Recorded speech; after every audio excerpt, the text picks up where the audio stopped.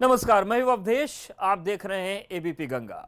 देश ही नहीं बल्कि पूरी दुनिया इस समय कई आपदाओं से घिरी है। कभी कोरोना की महामारी, कभी आंधी तूफान, तो कभी भूकंप। वहीं दूसरी तरफ एक के बाद एक ऐसी खगोलीय घटनाएं और ग्रहों की ऐसी विशेष स्थिति बन रही है जिससे दुनिया हैरान है। कभी षड्ग्रही योग की बात सुनाई देती है तो कभी शनि की वक्री चाल की बात, और अब आषाढ़ मास की मृगशिरा नक्षत्र में सूर्य ग्रहण। जानकारों का तो यह भी कहना है कि 21 जून का सूर्य ग्रहण चीन के लिए तबाही मचाने वाला साबित होगा। तो वहीं भारत की धाक पूरी दुनिया भर में जमेगी। ऐसे में मन में तमाम शंकाएं और सवाल उठ रहे हैं कि आखिर सच क्या है। इन्हीं तमाम आशंकाओं और सवालों का हल आज हम तलाशेंगे 5 दिग्गज ज्योतिषाचार्यों के साथ। लेकिन उससे पहले देखते हैं भारत की कुंडली पर एक रिपोर्ट।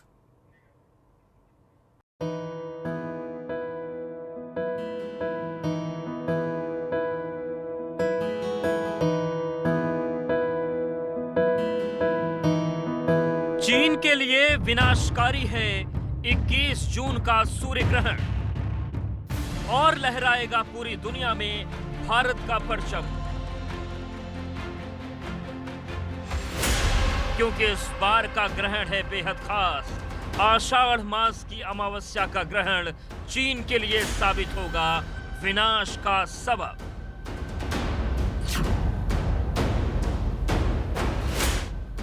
ऐसा हम नहीं कह रहे, बल्कि ज्योतिष के जानकारों के मुताबिक आचार्य वाराह मिहिर ने 6ठी शताब्दी में अपनी बृहत संहिता में कहा है।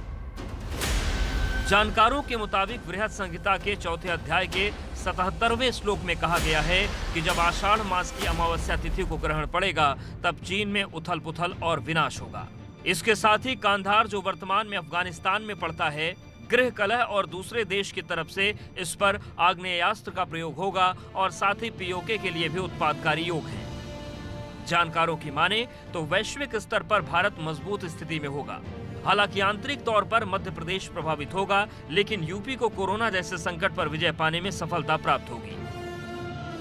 21 जून को पड़ने वाला सूर्य ग्रहण इस बार मृगशिरा नक्षत्र में मिथुन राशि पर पड़ रहा है, और सालों बाद आषाढ़ मास में अमावस्या तिथि को ग्रहण पड़ रहा है। ज्योतिषीय गणना के जानकारों की माने तो 6ठी शताब्दी के आचार्य वाराह मिहिर के ग्रंथ के मुताबिक इस बार का ग्रहण चीन के लिए विध्वंसकारी होगा।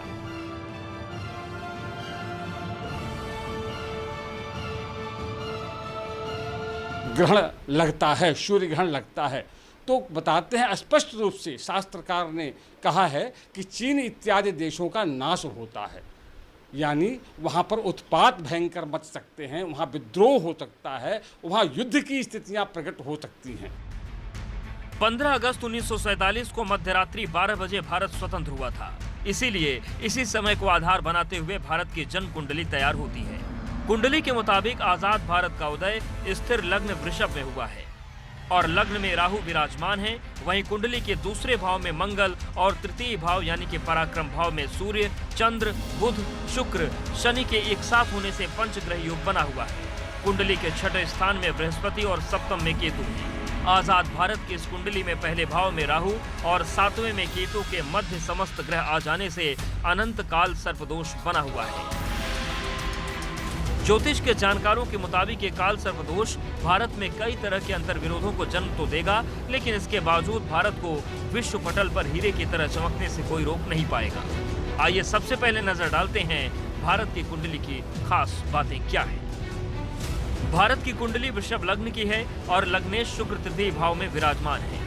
तृतीय पराक्रम भाव में पंचग्रही योग बना हुआ है। भारत की कुंडली में कोई भी ग्रह वक्री अवस्था में नहीं है। भारत की राशि कर्क है, जिसका स्वामी चंद्रमा कर्क राशि में पुष्य नक्षत्र में विराजमान है। साल 2020 में भारत की चंद्रमा की महादशा में शनि की अंतरदशा से गुजर रहा है। ये स्थिति 11 जुलाई 2021 तक रहेगी, जबकि 24 जनवरी 2020 को शनि मकर राशि में प्रवेश कर चुका है। शनि भारत की कुंडली के लिए भाग्येश है। ज्योतिष के जानकारों की माने तो आजाद भारत की कुंडली में चंद्रमा तृतीय भाव का स्वामी होकर तृतीय भाव में ही स्वराशि कर्क में विराजमान है, और शनि इस कुंडली के लिए योग कारक ग्रह है। ये ग्रह दशा भारत को नई ऊंचाइयां प्रदान करने वाली है, और 24 जनवरी से शनि के मकर राशि में प्रवेश करने के साथ ही भारत अपनी धाक पूरी दुनिया में जमाएगा। हालांकि भारत को पड़ोसी देशों के साथ युद्ध जैसे हालात से भी जूझना पड़ सकता है। Bureau report, ABP Ganga.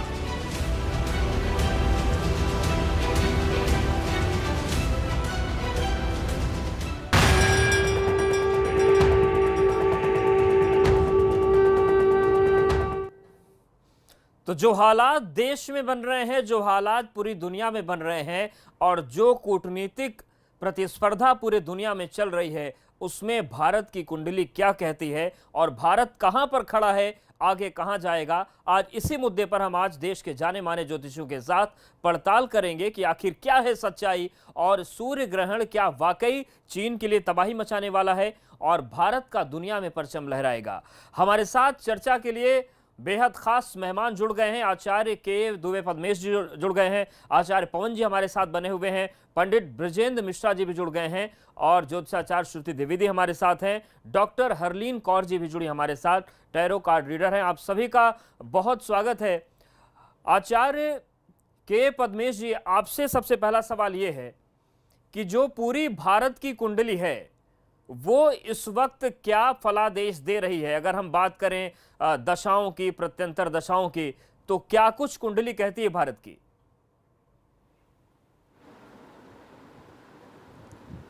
स्वतंत्र भारत 15 अगस्त 1947 को मध्य रात में वृषभ लग्न में उसका उदय हुआ। जी। लग्न स्थिर है तो भारत में लोकतांत्रिक परिस्थितियां सदैव रहेंगी, जबकि पड़ोसी देश मेष लग्न का है, इस कारण से वहाँ कई बार लोकतांत्रिक जो स्थितियां हैं उसमें काफ़ी परिवर्तन रहा।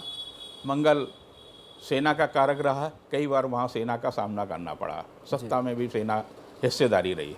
लेकिन हिंदुस्तान में भाग्येश शनि है और भाग्येश शनि तृतीय भाव में 5 ग्रहों की युति के साथ में बने पंचग्रही योग के साथ बना है।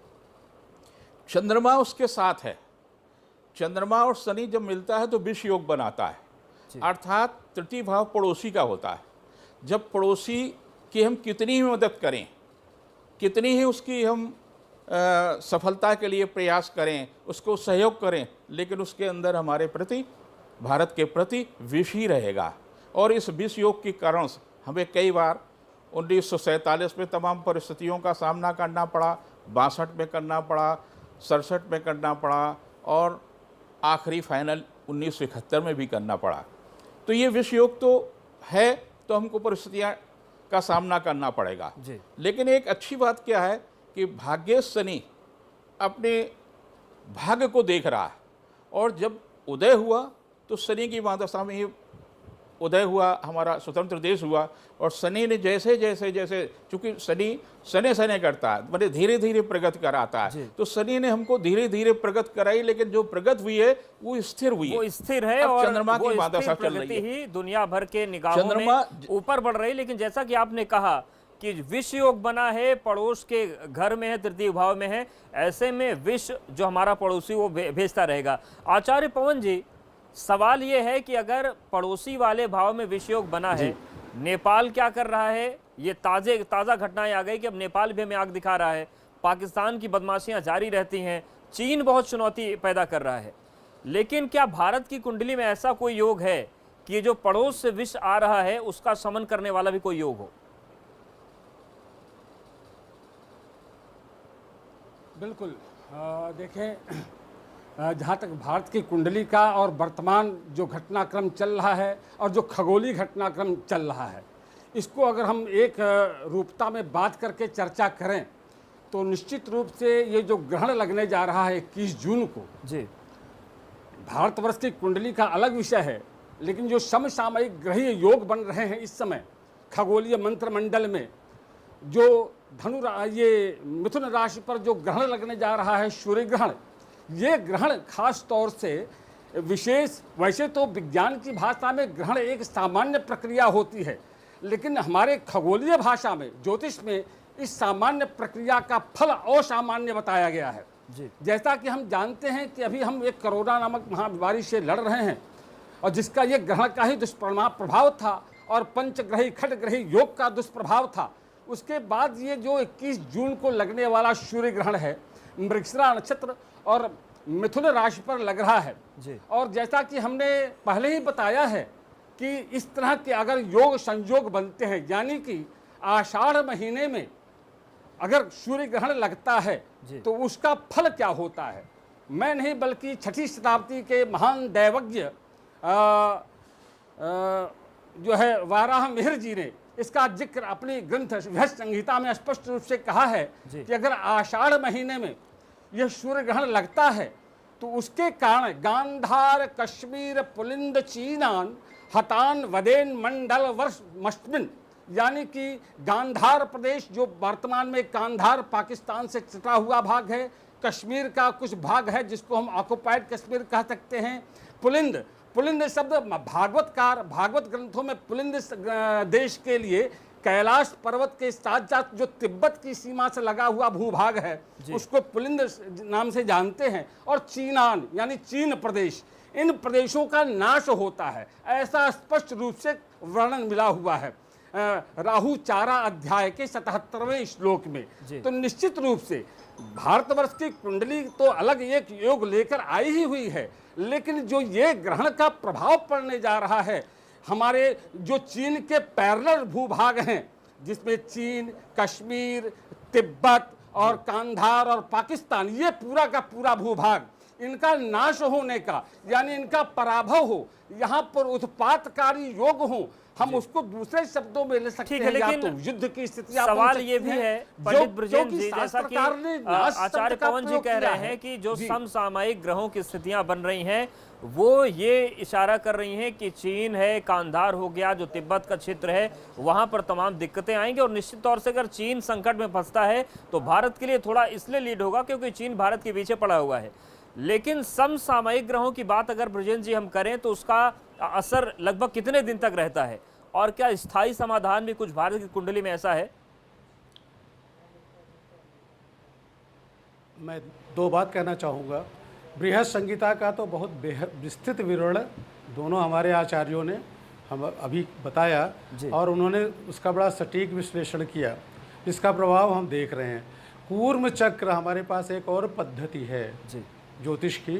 कूर्म चक्र में 2700 नक्षत्र के हिसाब से भारत को एक कछुए के रूप में स्थापित करके बांटा गया है। कछुए के दूसरे पाद पर, जिस पर ये हमारा नॉर्थ वेस्ट कहा जाता है, जहाँ का संकेत आप दे रहे हैं, हम तो कहेंगे कि जो सियाचिन है, पीओके है, बल्कि जो ये बॉर्डर जो रोड इनिशिएटिव चीन बना रहा है, यहीं पर संकेंद्रित होकर के घटनाएं घटेंगी। और ये घटनाएं गुरु और जो शनि है, जो पहले ये धनुराशि में अवस्थित होकर के एक महाग्रहण अभी 26 दिसंबर को जो लगा था 2019 को, वो चाइना को ही प्रभावित करते हुए किया था, लेकिन भारत पर भी उसका प्रभाव लगातार पड़ रहा है। पाकिस्तान हम पर अटैक कर रहा है, आतंकी घटनाएं कर रहा है। लेकिन अभी जो स्थिति बनेगी 29 सितंबर को, जब राहु खुद वृष पे आ जाएगा, क्योंकि राहु 4 की हम बात कर रहे हैं, तब हम वृष लग्न में राहु आ जाएगा। सन 1947 की बातें हमें याद दिलाएगा। कुछ घटनाएं इस तरह से घटेंगी जैसे देश का विभाजन हुआ था और हमारे यहाँ दोनों तरफ युद्ध हुए थे, काफ़ी शव इधर से उधर हुए थे। कुछ इस तरह की प्राकृतिक दुर्योग बनने जा रहे हैं। आपने सीधा प्रश्न ये पूछा था कि ग्रहण का प्रभाव कब से कब तक रहता है। सूर्य ग्रहण जो अभी 26 दिसंबर को पड़ा था, उसके लिए ये कहा गया कि अगला जब ग्रहण पड़ेगा, यानी अभी जो 21 जून को पड़ने जा रहा है, तब तक वो प्रभाव खत्म हो जाएगा। कुछ दूसरे तरह के प्रभाव होंगे। ये तो अभी कोरोना पर एक बार पुनः हम नियंत्रण पा लेंगे नियंत्रण, लेकिन हमारी जो कुंडली बता रही हैं, और श्रुति द्विवेदी जी, ये जो पूरी चर्चा चल रही है भारत अगर बढ़ेंगी कुंडली की जो हम बात कर रहे हैं, उसमें एक नई बात पंडित ब्रजेंद्र जी ने लाई कि जो तमाम अंतर्राष्ट्रीय सीमाओं पर चुनौतियां होती हैं भारत के लिए, उसमें गुरु का एक बड़ा योगदान है जो कि षष्ठम भाव में बैठा हुआ है। उसका क्या परिणाम रहता है, क्योंकि ये तो स्थायी तौर से ग्रह बैठा हुआ है। भारत की कुंडली में गुरु का क्या असर है जो शत्रु के भाव में है? देखिए, शत्रु के भाव में जब भी बृहस्पति बैठता है, अगर मैं देश की कुंडली निकालूं और इसके बाद मैं गोचर की दृष्टिकोण से भी बताऊंगी आपको, देश की कुंडली अगर मैं निकालूं तो देश का लग्न, जैसे आपने शुरू में बताया था, वृषभ लग्न पड़ता है और राशि पड़ती है कर्क। जब 6th हाउस में बृहस्पति के, आप 8th हाउस में 6th हाउस तुला का बृहस्पति पड़ा है। देखिए ये जो फॉरेन से होने वाले, विदेश से होने वाली चीज़ों में कहीं ना कहीं आपको षष्ठम भाव में बैठा हुआ बृहस्पति गेन्स भी दिलाता है, सपोर्ट भी दिलाता है। लेकिन अगर गोचर के दृष्टिकोण से देखा जाए तो अभी 7 ग्रह वक्री रहेंगे 21 जून को पड़ने वाले सूर्य ग्रहण में।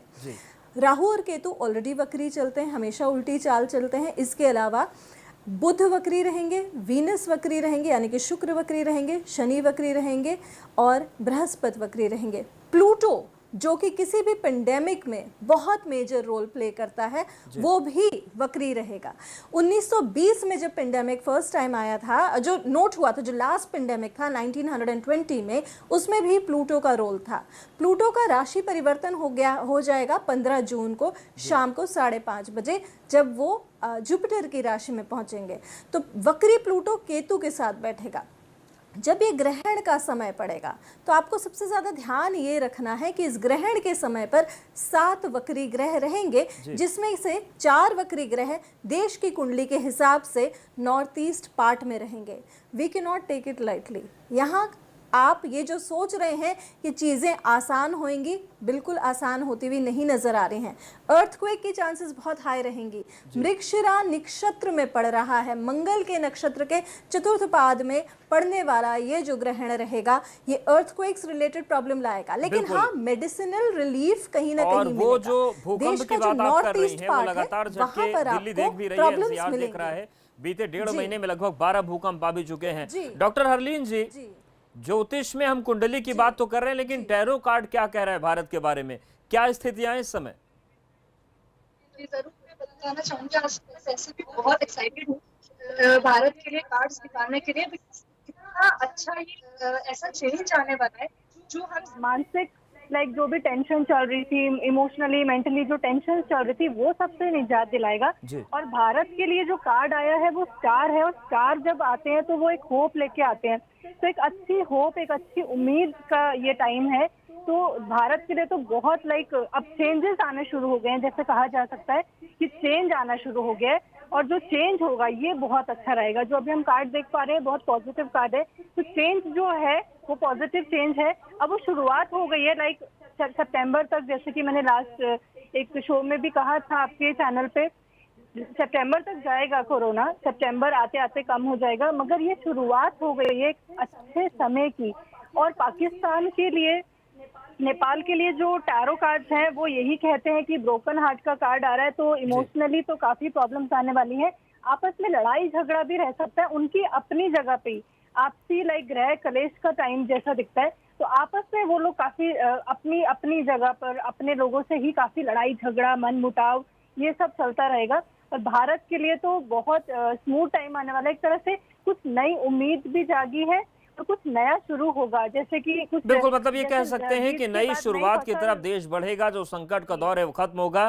तो ये पूरी चर्चा है। और भारत की कुंडली की हम बात कर रहे हैं तो भारतवासियों को नहीं भूल सकते। यहाँ पर वक्त एक छोटे से ब्रेक का है, लेकिन ब्रेक से लौटेंगे तो आचार्य पवन जी से जानेंगे कि आखिर जो अलग अलग राशियों के लोग हैं उनके जीवन पर क्या प्रभाव पड़ने वाला है। और आचार्य पद्मेश जी से जानेंगे कि जान और जहान को बचाने के दौर में जान और जहान कैसे बचेंगे भारत में, और कौन से ग्रह उसे बचाएंगे। बहुत जल्दी हाजिर होते हैं।